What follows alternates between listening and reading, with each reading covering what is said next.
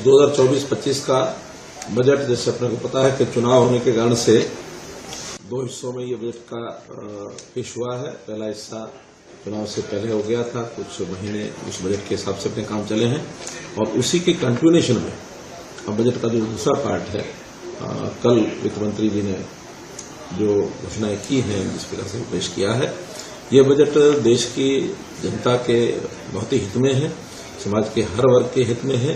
विशेष तौर पर महिलाओं के और किसानों के हित में बहुत सी योजनाएं जो बताई गई हैं। देश की आधी आबादी महिलाओं की है बड़ी संख्या में, क्योंकि कृषि प्रदेश और कृषि देश होने के नाते से हर कृषि प्रदेश को इसका लाभ होने वाला है।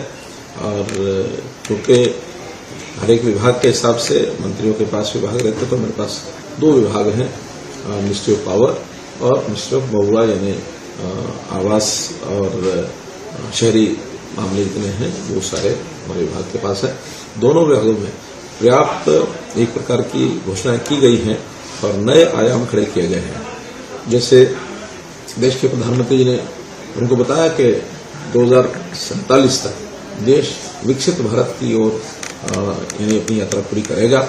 उसी संदर्भ में अब हर वर्ष का जो बजट है उधर बढ़ने के लिए और हमको जो रास्ते है वो बना रहा है। विशेष तौर पर इंफ्रास्ट्रक्चर, इसमें बहुत सी योजनाएं और जो है घोषित की गई हैं।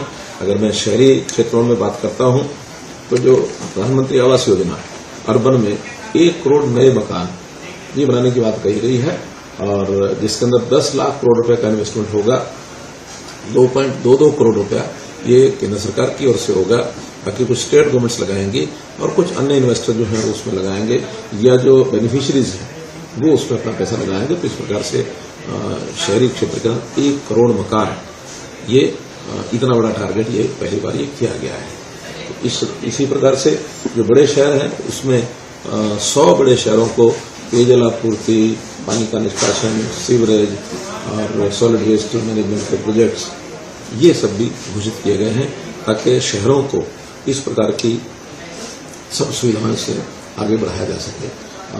30 लाख से बड़ी आबादी के 14 जो बड़े शहर हैं और उसमें भी विशेष तौर पर जो टीओडी पॉलिसी, यानी मकान ज्यादा उपलब्ध हो और ट्रांजिट ओरिएंटेड जो एक प्रोग्राम है उसके अंतर्गत ये डेवलपमेंट का इसको लागू किया जाएगा कि जमीन कम होने के बाद भी शहरी व्यवस्था को ज्यादा मिल सके।